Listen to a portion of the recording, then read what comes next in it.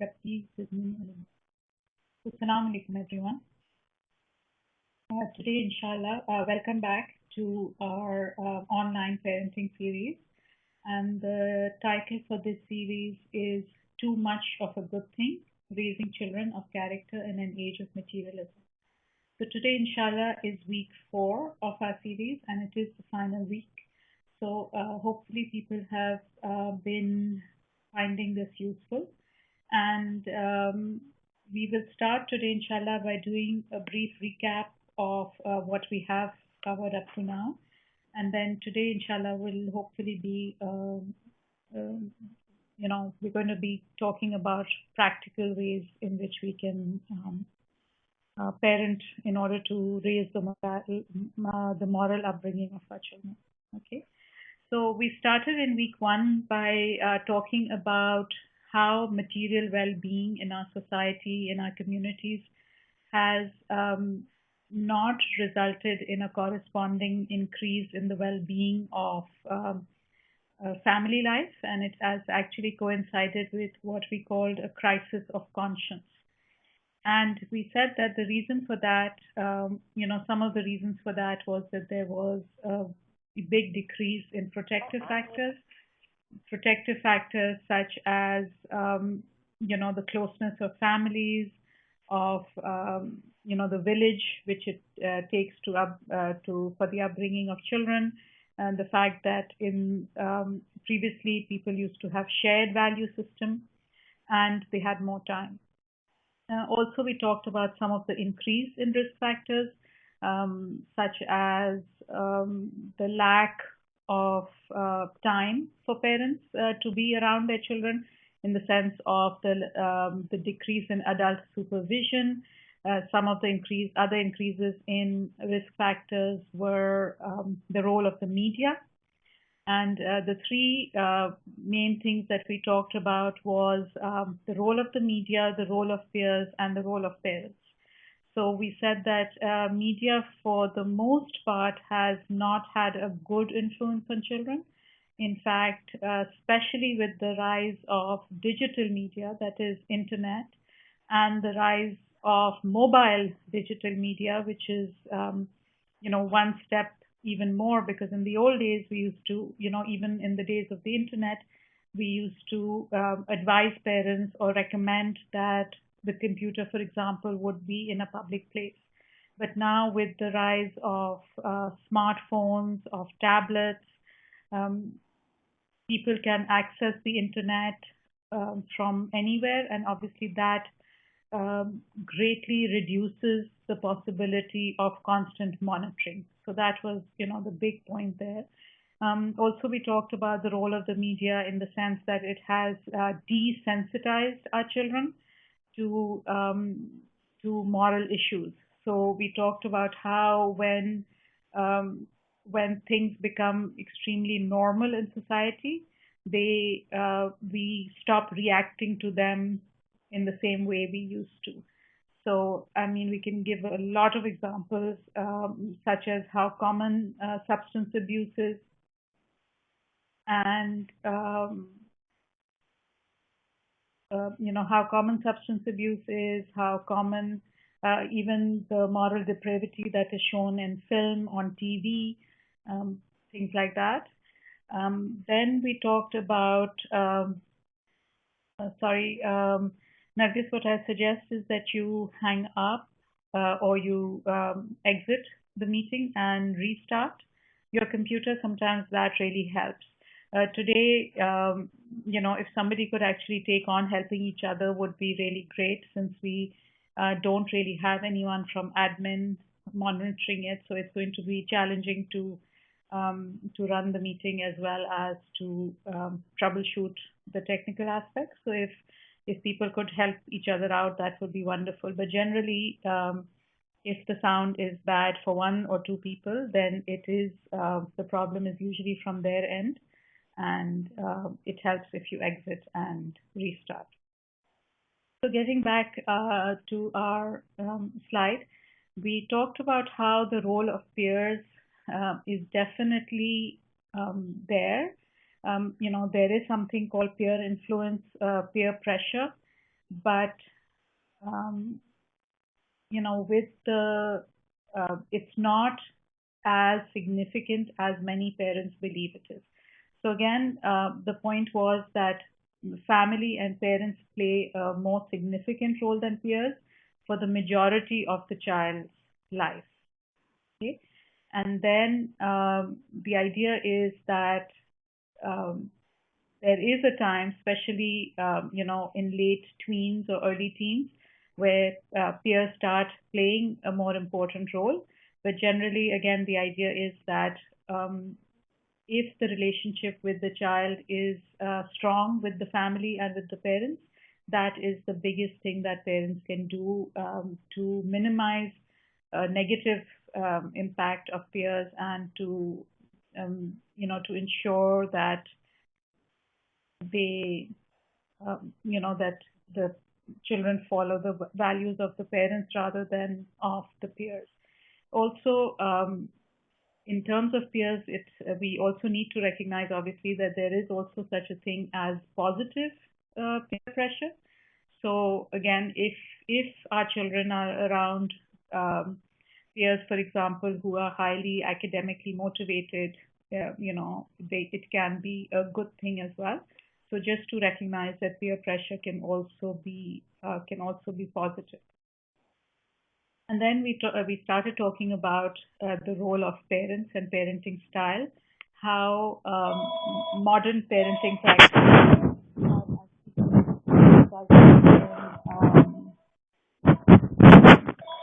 in quite a significant uh,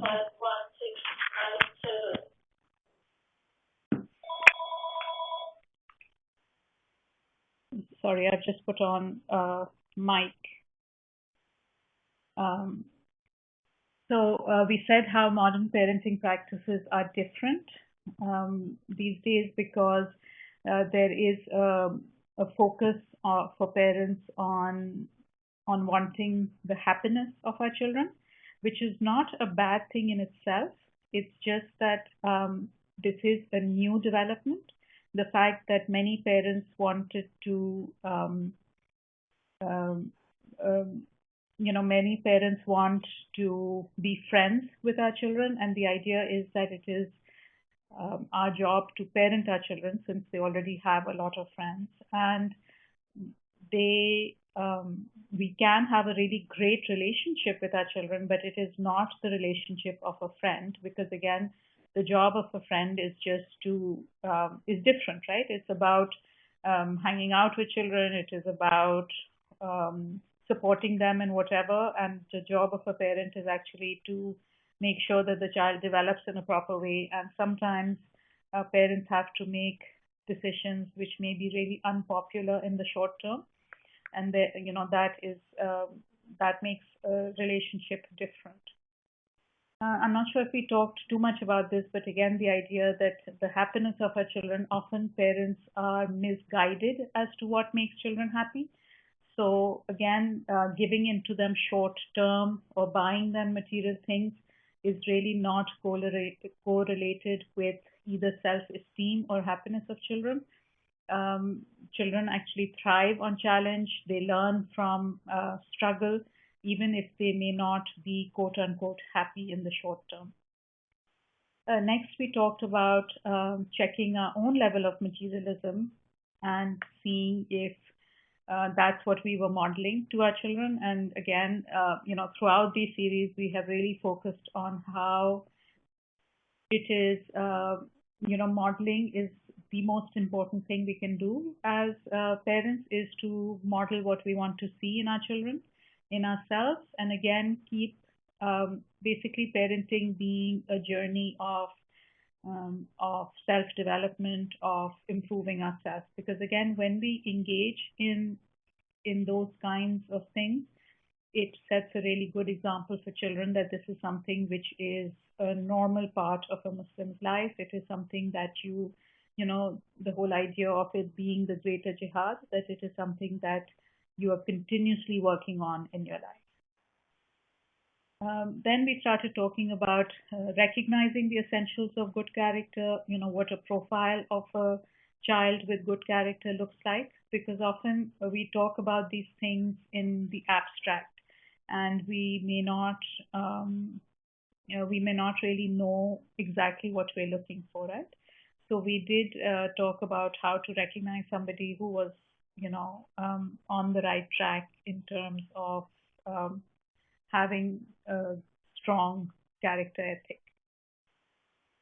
And then, the next big part of our series is obviously the practical point. And so we started talking about the team approach, TEAM approach to raising a model child.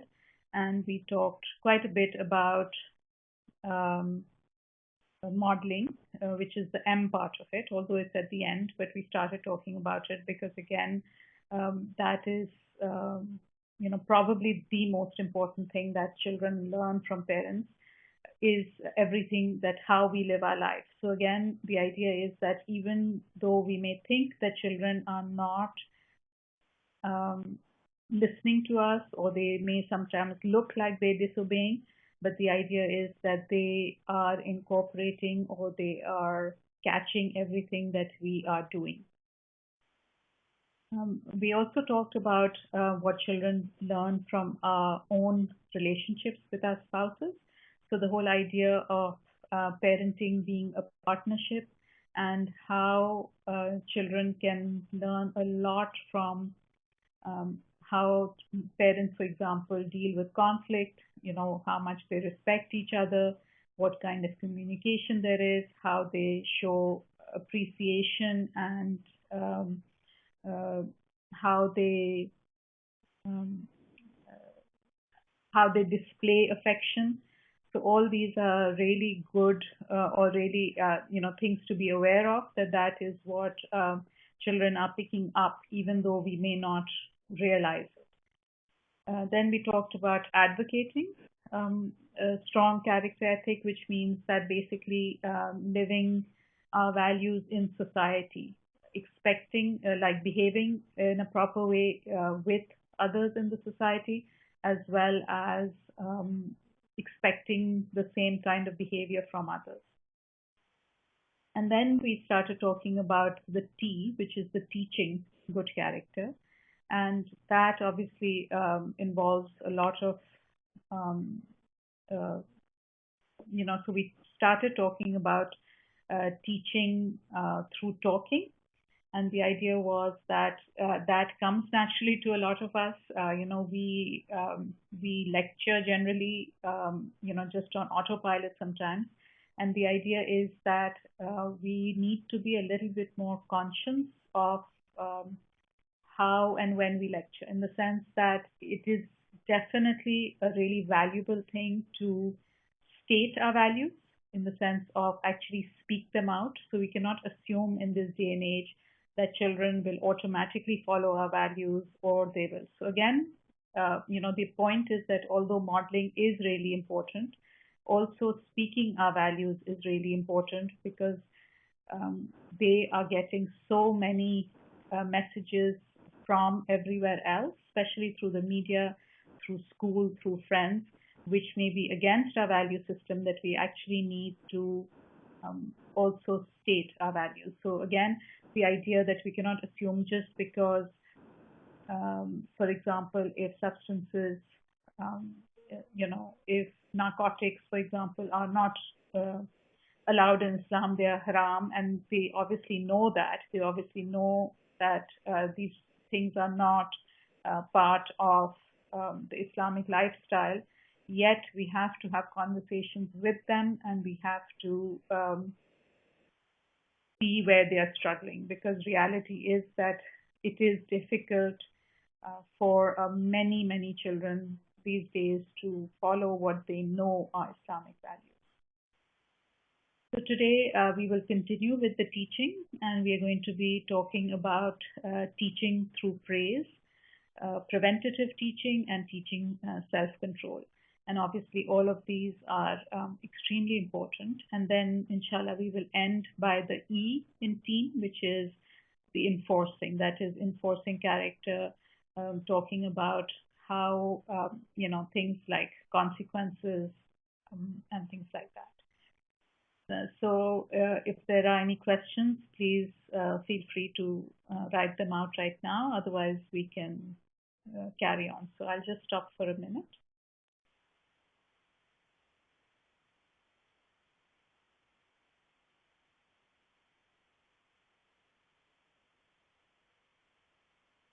So what do I think is an appropriate age for a child to own an iPhone or an iPod? That's a really good question. We've actually done a whole series of children and technology, but the general point is to delay it for as long as possible. And the reason is because it's extremely difficult to backtrack once you've already given it, right? So once, for example, children have access to mobile media, you can't really put too many restrictions on it in hindsight. So the idea is with the phone, for example, what makes most sense is to have it on a need basis. So if the child, for example, is going to school and coming back on their own, or they are traveling by public transport on their own, then one can see the necessity for having a phone.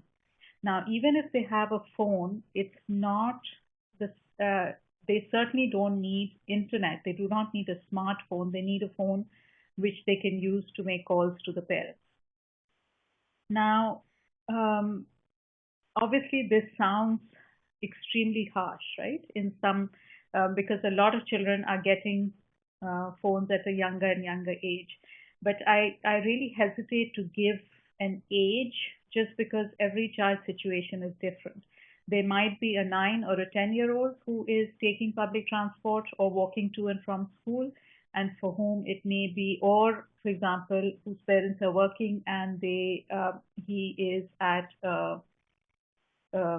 he or she is in an after school program, and having access to a phone may be good for safety reasons, right? But again, the idea is once they get the internet on the phone, it is extremely difficult to control it. So again, the idea is that the more we can delay it, the better. For my own children, we had desktop actually till when the children left for university, and all my children actually went away for university. They That's, or one of them, like if they turned 18 or they went to university, is when they got either a laptop, and they never did have tablets because there's they really didn't need it.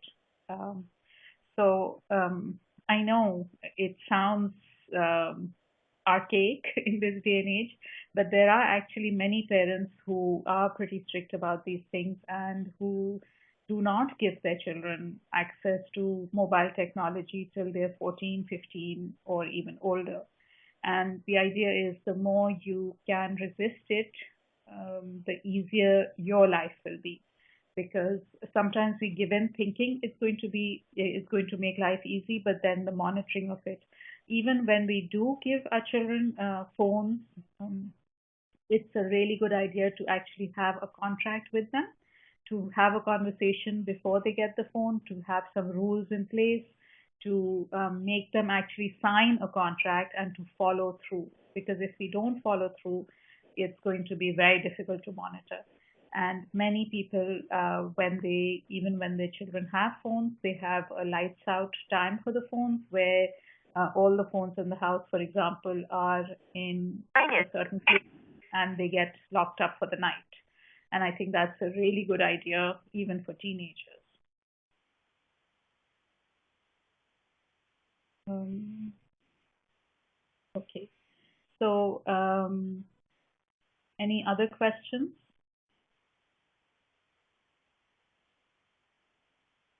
So we went through just the essentials of good character last time, just to know what we're aiming for.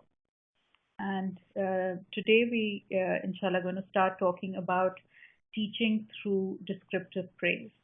So we've talked in many sessions about descriptive praise, and descriptive praise simply means that when you notice your child doing something positive, you will describe the positive behavior. That, I mean, the second point here on this slide, describing the positive behavior, that is the essence of descriptive praise.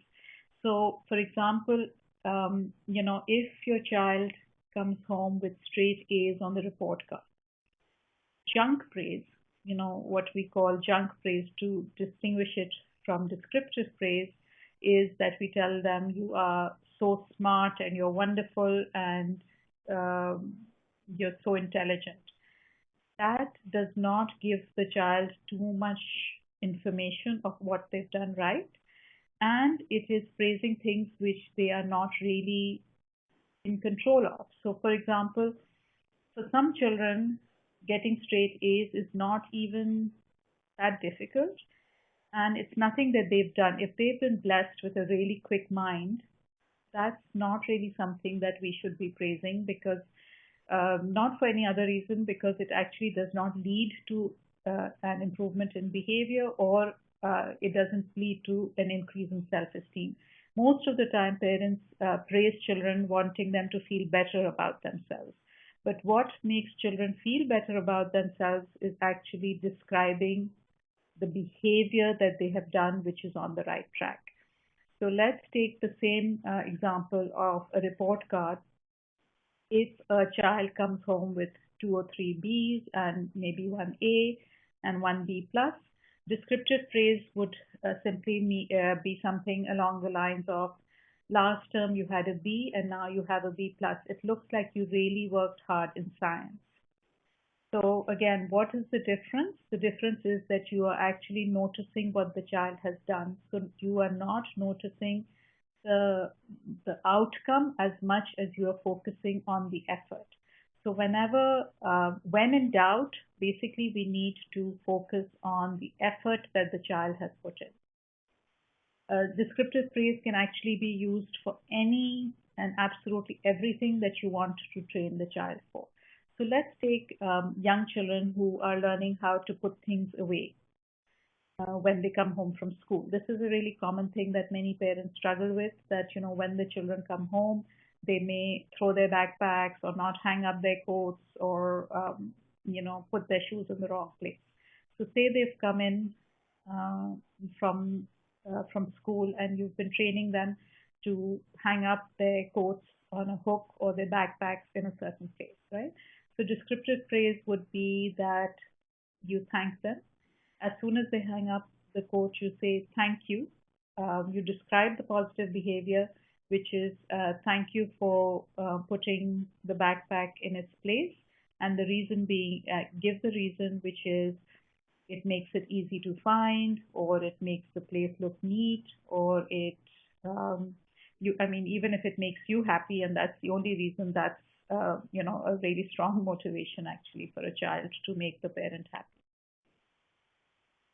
So I really like this quote, that we increase whatever we praise, the whole creation responds to praise and is glad. This is actually very, very true, that whatever we notice and whatever we give attention to, we are going to get that. So again, descriptive praise is actually an extremely very, very powerful parenting practice for training children. The third kind of teaching we're going to be talking about is preventative teaching. And the idea is that our goal is to make our children self-motivated, because no matter how hard we try, we cannot be there all the time. And our goal should be that they should be making good decisions even when you are not watching over their shoulders, right? And the idea is to give them increasing independence, but with the comfort for you knowing that they have been trained to handle the situation. So let's talk about what are some of the places where can you think of where preventative teaching would be a good idea? Can someone come up with some examples?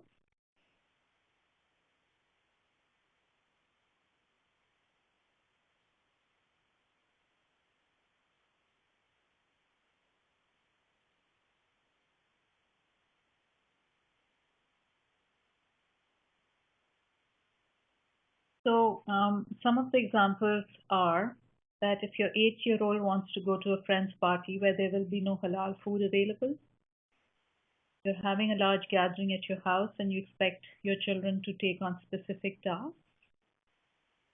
Your teenager wants to go out with friends on Friday night, taking the bus home and getting in around midnight. And you are aware that there are some children in your child's school using drugs and encouraging other children to use them.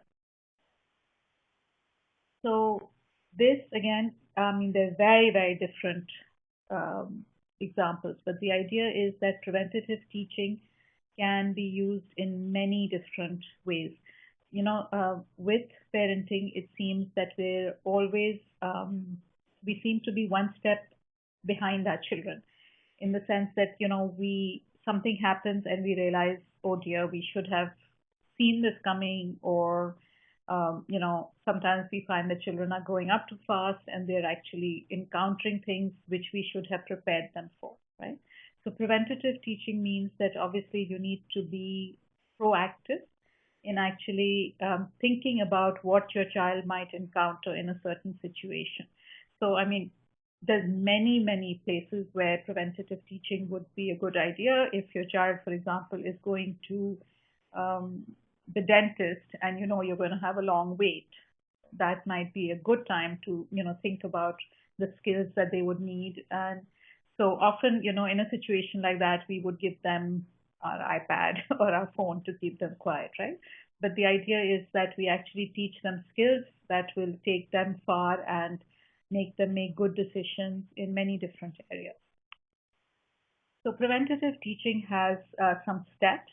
The first thing is describe what the child needs to know. So plan ahead. Now, again, let's go back to these examples, and it might be a good idea for everyone at this point to think about, you can either use one of these situations or a situation which you might be dealing with yourself. And as we talk about the steps, just think about what you would do and how exactly you would play that out, right? So that might be, a practical way that you would actually get something out of this.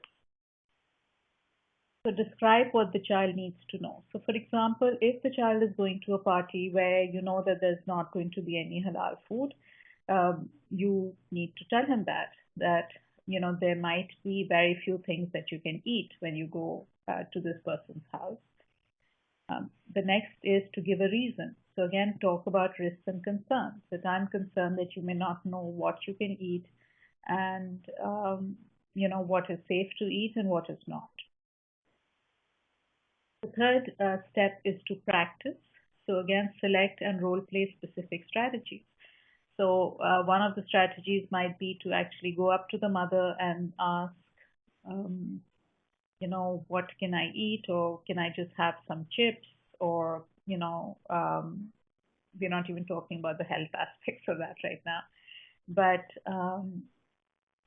and then encourage and praise appropriate behavior, use backup consequences, and follow up discussion. So again, when the child comes back and he says, what I asked, or I only ate apples or whatever, you encourage that, you tell them that you recognize that it may have been difficult for them to do this, and yet they were grown up enough, and you recognize that they are ready to. So the idea is also that when a child is showing good behavior and they're showing good decisions, we should be giving them increasing independence. So for example, there are many times when I'm talking to parents whose children are in their late teens, or they're actually even early adolescence, and parents are still putting a lot of controls on the children. And sometimes what happens is that because we haven't done the groundwork, we don't feel comfortable that the children will make good decisions if they're given the independence, right? Now, again, the idea is not to hang on to our children for longer than necessary. When they're adults, they should be getting increasing independence. And the way to do this again is to start much earlier and to actually do preventative teaching, to train them, to give them a little bit of independence, increasing independence as they show good behavior. So if your child is making good decisions, you need to encourage that by giving them more responsibility and giving them increasing independence. Now, I know a lot of us, may not agree with this, but the idea is that we need to really recognize how much control do we really have over our children. We often think that we have a lot more control than we do, because if we have not taught the children to make good decisions very early on, they can really do whatever they are going to do right under our noses. So the idea is that it's a much more effective way to parent is to actually start training them from very young to in to make good decisions and to give them increasing responsibility.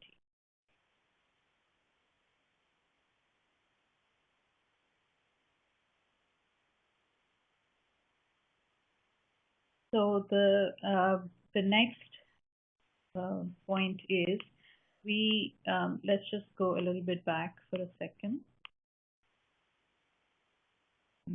So we talked about teaching through praise, and we talked about preventative teaching.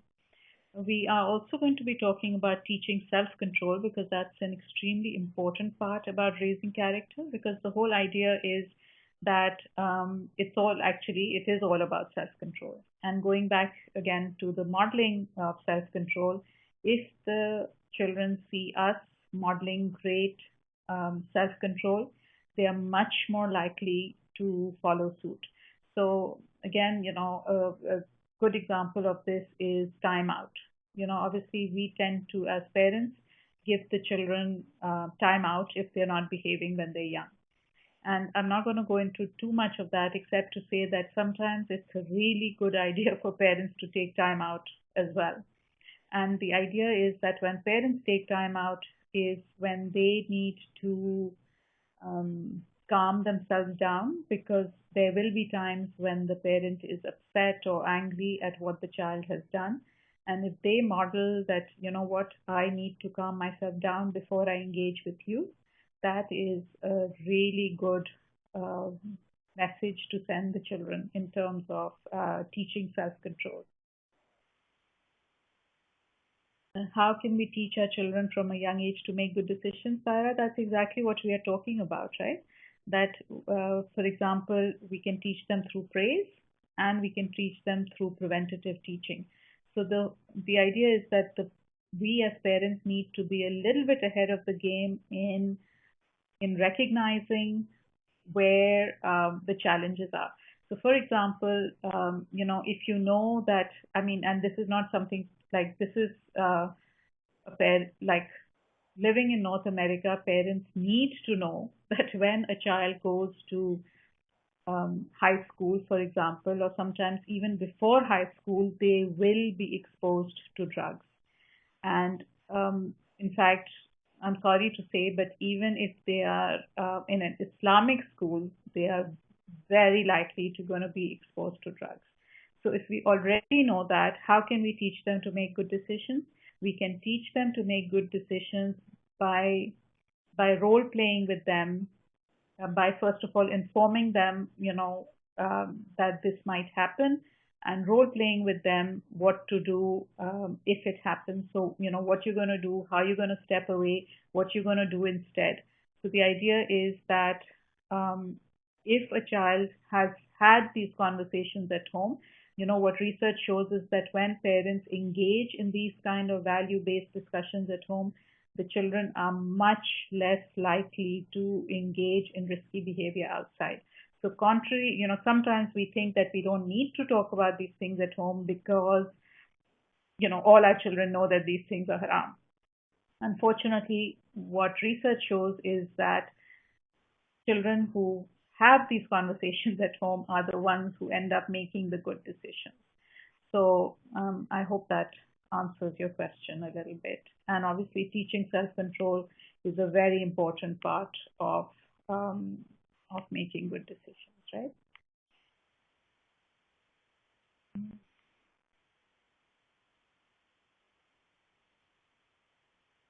So again, the idea of enforcing is that we need to recognize that yes, there will definitely be times when our children are not making good decisions or they are doing things which are which we would not like to see in them. And it could be something as um, common as losing their temper or back answering or speaking up or being or rude behavior, right? The idea is that how we react to this child or how we react to their behavior can be extremely destructive or productive in building their character.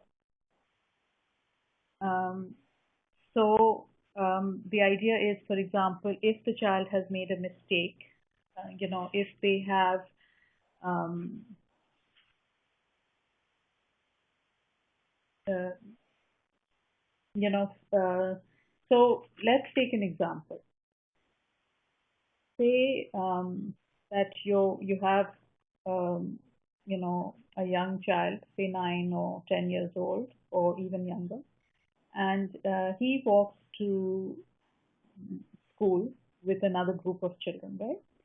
And one day the bus driver reported to you that your child and two other boys had been throwing stones into the road as cars were driving by. Right? So when you ask them, he actually admits to it. He says, yes, I did throw the stone. Now the idea is how obviously this is not something that you would want your child to do. It's a very common thing. A lot of children do it, and it's something that you need to address. Now, we could behave in many different ways, right? We could shame the child by saying, "Don't you know any better than that?" Throwing stones at cars is something we'd expect from a 3-year-old. Now, again, we can see parents, a lot of parents, reacting in an angry way, right? Um, we could we could be embarrassed. We could say, "What kind of home do you think people will think you come from?" Like, what kind of parent have I been? Because often, sometimes when we get um, anxious about our own parenting, we would use examples like that. Or we could threaten and intimidate them by saying, "Do you realize what could happen if a policeman saw you doing that?" So again, we would threaten them, right? Or we could just go straight to punishment, which sometimes we do, and say, "You lose all TV for a week. I hope this will be a lesson for you." Right? Now, the idea is that when we, what are some of the things that would go through a 7 or 8 or 9-year-old child's mind? Okay. Now, again, please, let's not get it wrong. A lot of times we react like this, and it doesn't do any harm to the children, and they do. And because again, we need to recognize it's not one thing we do. It is, parenting and raising children is obviously a whole. It's the whole package. So please don't get disappointed that if you've ever done this, which many of us may have reacted in such a way, if our children make mistakes, that's the end. That's not what we're talking about, right? We're talking about how can we learn to um, better react to certain things so that our children learn better. Okay. So, for example, if we shame the child, a child's moral learning might be that my parents don't think very much of me. I guess I'm just dumb. If you if you embarrass the child, what will people think? What is the message that they're getting? That I should be worried what the neighbors think, not about what could happen to the driver, right? Because the basic issue with this of throwing stones is what? It's the safety of other people, right? So again, we need to give the child a message about what is the actual issue. If we try to address it in a way that is not, that doesn't deal with the exact issue, it's very likely to lead to the child not really understanding what they did wrong and getting the wrong picture. Because the bottom line is really that it's not about what people think of them. It's not about what people think of it. The reason why this is not a good thing to do is because if you throw stones at people, people are likely to get hurt. Okay. So, if you intimidate them or talk about the police, the child could think, if I'm going to throw stones at cars, I better be sure that nobody's looking, because again, they haven't really addressed the issue, right?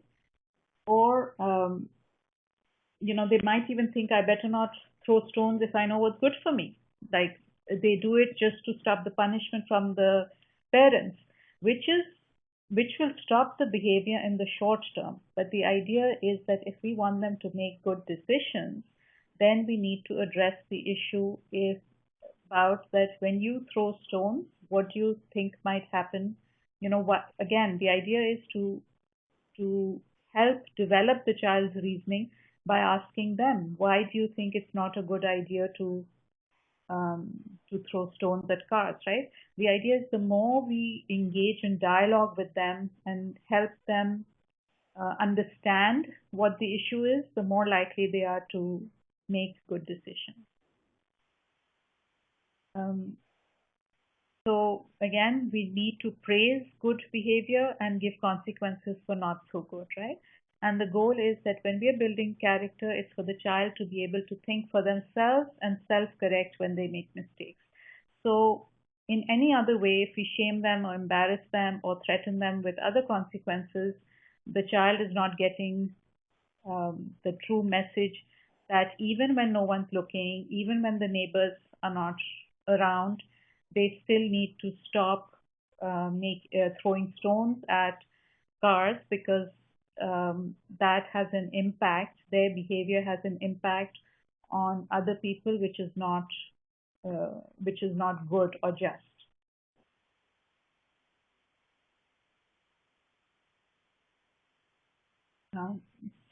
Um, I hope that was helpful. We'll talk a little bit about teaching self-control. Now, a this is a really good thing to use when the child will not listen or self-correct or has an emotional outburst.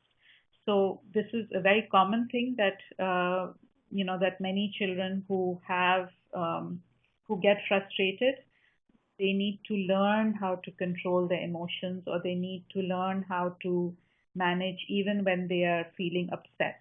Okay. Um, so let's take an example. And again, I'm sure we can think of many examples of where this would be useful. But imagine that you have told your son or your daughter that they cannot go somewhere where you don't want them to go, for example, a school dance, right? And your child, all their friends are going, and your child gets really angry, throws the gym bag across the room and screams, "You never let me do anything." And then they leave the room and slam the door behind them. So, this is a common thing that can happen with many different children, right? Now, again, the idea is how we handle this is going to teach them a lot about how to behave the next time. So the idea is never to give in to what you don't want them to do. So, for example, we would never suggest that you loosen your values or rules and let them do. But again, the idea is that in a situation like that, the temptation is to raise our voice and to punish them immediately. But that may not be helpful for them to learn self-control. So the part one is teaching them how to calm down. So the first step is to describe the problem behavior. So the problem behavior in this situation is what? Is the fact that they are raising their voice and slamming doors, right? So the instructions, again, we need to, because obviously we can imagine that in teaching self-control, before we do anything else, we need to manage our own anxiety, right? So I would suggest maybe part one would be calming yourself down, right? I think breathing and learning to manage our own anxiety for parents is an extremely important skill, which we will have many opportunities to practice. So we should practice that. and give clear instructions and allow time to calm down. So the clear instructions would be, please go to your room and stay there till you are able to talk in a respectful manner, for example. Now, the idea is that, when somebody is that upset, it's probably not a good time to lecture them, or to punish them or to do anything at that point, because it's probably not going to be effective. So again, modeling good behavior, modeling calming down, and modeling the fact that when people, it is normal to get upset, people do get angry. It is not acceptable behavior to actually act out on that anger or be disrespectful. So when people get upset, the idea is that they should know how to calm themselves down.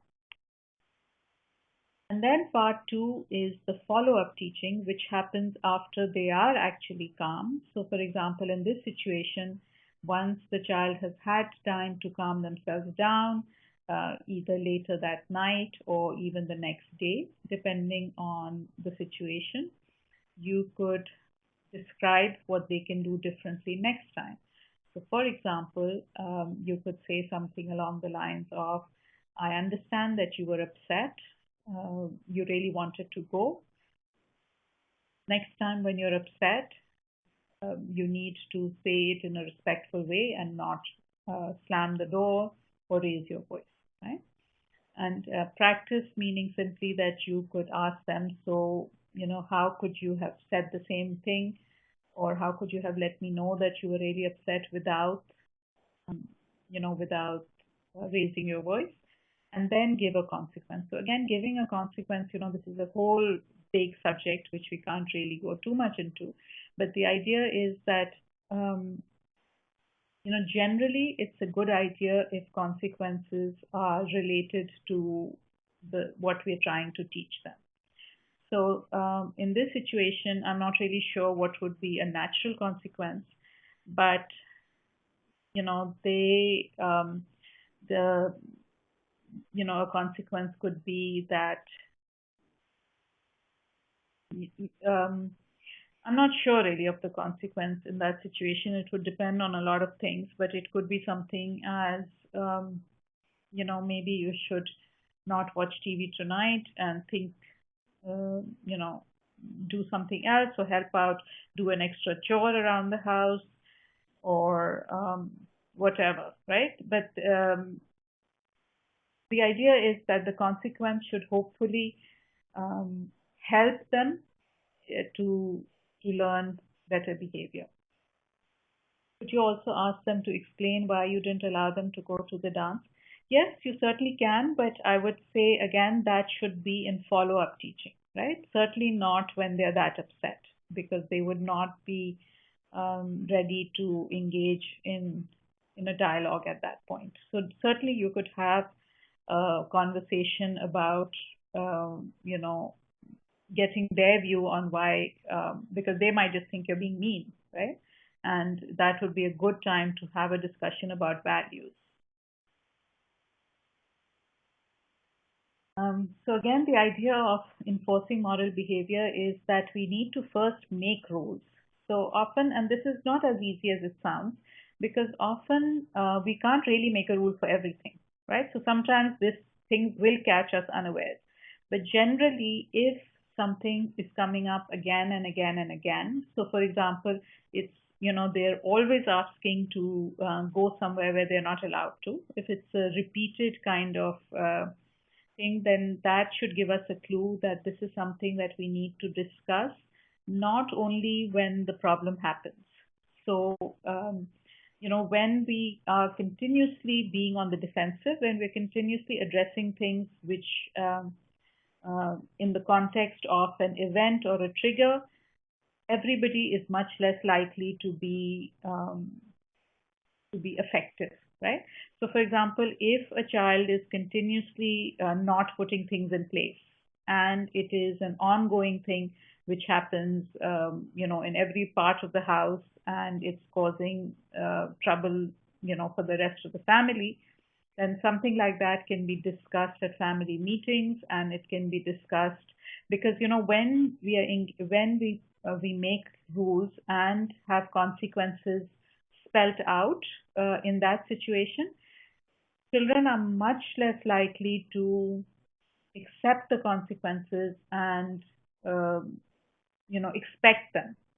And it's in fact, when my kids were growing up, I used to frequently involve them even in the consequences. So for example, in a family meeting we would have a discussion about, this is the rule about this, and what do you think should be the consequence if somebody doesn't follow the rule. And what I found was actually that children were much stricter with themselves when they were making the consequences than I would have ever been. So that was the first benefit.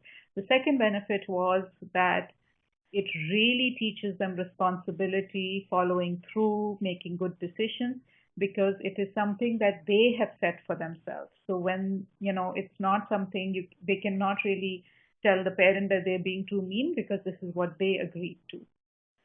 Okay, and then obviously the idea is that we need to apply the rules and consequences. So often, the biggest challenge for parents tends to be being consistent. And the idea is that the more consistent we are in follow through, the more likely it is that that our children will be trained sooner rather than later. Um, so one of the things that we can use is the ask, don't nag method. So this means that you ask questions that make kids aware of their own behavior and ask questions that help kids remember the rules. Okay. So let's use an example as well.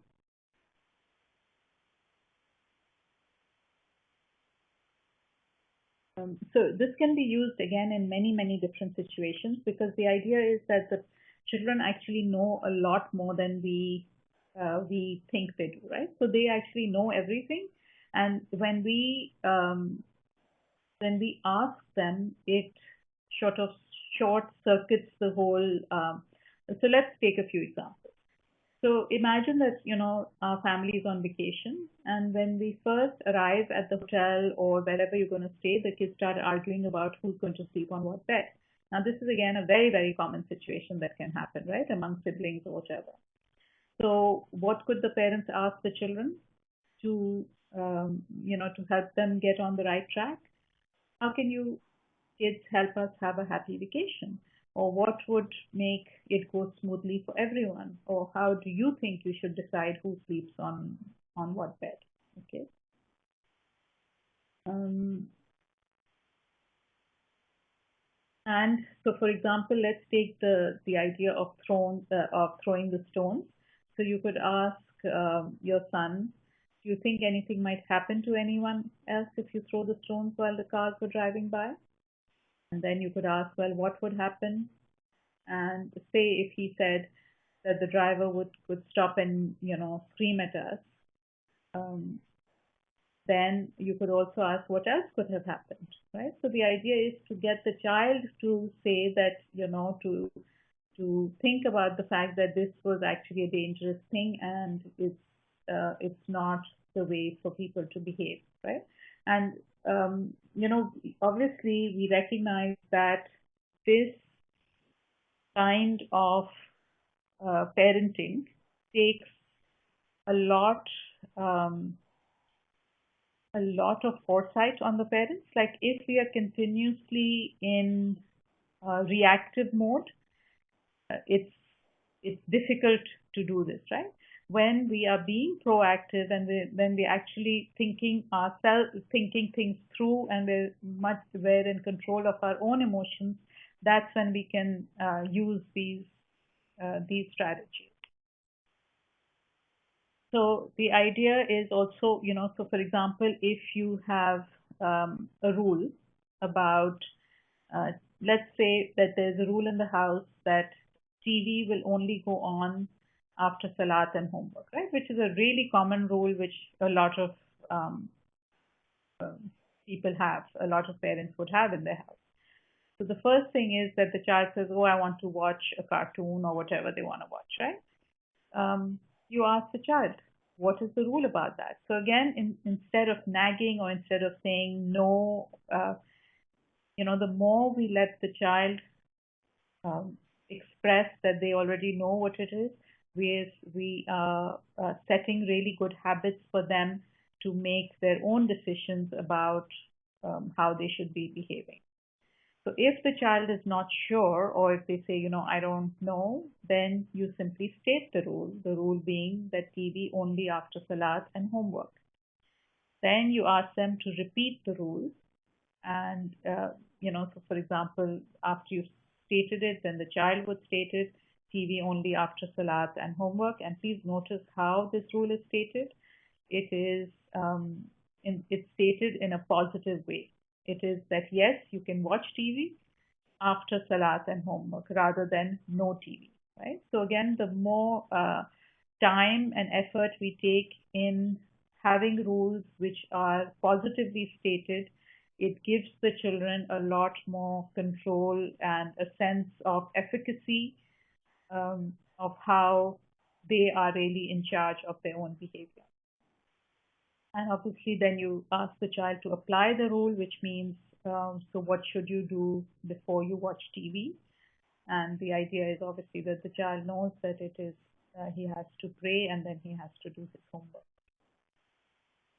So, how do we use questioning? The idea is that we keep our voice at normal or lower than normal volume. So, the idea is, often it's, how we say things are extremely important. So, even if we are questioning the children, but we're doing it in a raised voice or in a voice that suggests that we are annoyed or irritated, it's going to send a different message, right? And the idea is to obviously speak in a respectful tone of voice, because that's what you want your children to pick up, and to ask only one question at a time. So again, when we are annoyed, it's very tempting to ask the child a whole series of questions, but that is going to create confusion, especially for young children. So that's the end of our course, and it's right exactly on time. Let's stick around for a little bit. If there are any questions I can answer, we will do that right now.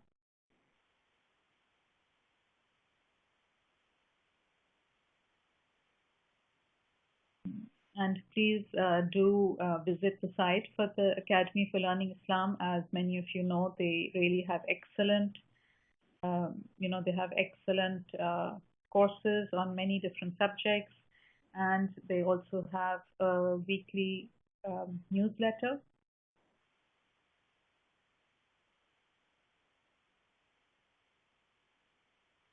Okay. Is it too late to change things at the age of 7.5 years?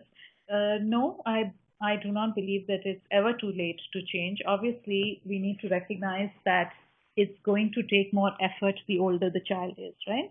So often, I'll give you my own example that when my children were young and even early teens, I would continuously be learning new things. So what would I would basically say that, this is not working well, and, here's what I learned, so this is what we're going to try out. So the idea is always that, that we're all on the same team. Like we're a family, we're a team, and we need to hold each other accountable. So, the flip side of that is obviously that when you parent in that way, you have to be willing to also be held accountable for your actions. And when you slip up, your children are likely to catch you on it. And instead of being defensive, we can model really good responsibility taking by acknowledging that, yes, I did slip up and I need to try harder. At what age would you start giving consequences to their actions? I think from a really young age, you can give consequences. I think it really also depends on, on what the action is. So for really young kids, a very common way to train them is to give them time out. But again, if we are giving timeouts, there's not really anything too wrong with giving timeouts. It's just that we need to frame it in a way that it's not punishment as such, because the child may actually not learn too much from that. But again, the timeout, say for example, if they are being quote unquote naughty, or if they're running around too much, a way to frame timeout would be that let's let's settle down and let's sit somewhere so that we can calm ourselves down. When you said self-control, how do you teach yourself a child self-control outside when it comes to things like eating dessert or drinking soda? At home, they get dessert, but we don't drink sodas. Outside, it's a different story because it's public and our kids know that. So you can advise so that even in public, it's not a scene creation or an embarrassing moment. So that's a really good example. So again, if your rule is no sodas at all, then you would ask, instead of whatever, you would ask the child what is the rule about sodas, and if it is no, none whatsoever, then the child knows that already, and it's they who are saying the rule, right? Now, the consequence of such a thing, the idea is that even if they make a scene or it's an embarrassment, I think all of us need to recognize that when we are training our children, we need to be a little bit thick-skinned and follow through even if we're embarrassed. So if you're in a public place and your child knows that you're going to slip just because you're in a public place, and you do slip, that will actually give them, what we're training them is that when you're outside, you can get away with misbehavior because we don't have the guts to follow through. So if we know that, listen, the message that the children get, which is positive, firm, and consistent, if that's the message we want to get them, sometimes it is going to be embarrassing for us, and we need to be okay with that, because if we follow through 2, 3, 4 times in public, even though we're embarrassed, the message that they're going to get is it's not going to work, right? So it will be a much shorter time when this will be an issue. That's the first point. The second point is, obviously, if this is a situation which comes up again and again, then this would be a great thing to discuss at a family meeting, that, this is what causes us embarrassment. So what do you think should be a consequence if you start acting out? Then the next time, obviously, you will not be that keen on going out for dinner with them, right? Does that make sense?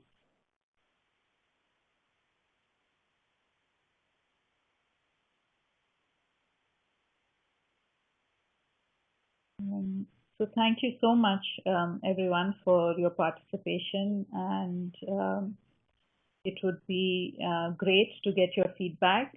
I will just put my email down. If you had any feedback for the course, I would really like to hear it. Inshallah. Rima, it would be a really good, also if you could email either me or the academy itself, which the email is on the screen right now, that, what kind of courses would you like? It would, because the hardest thing is to determine what would be useful. So I think if you go on the website, there will be some slides from courses that we've done in the past, and we are certainly, we can certainly repeat those. There's no issue with that. Or if you had ideas for, for different ones, we would love to hear those as well.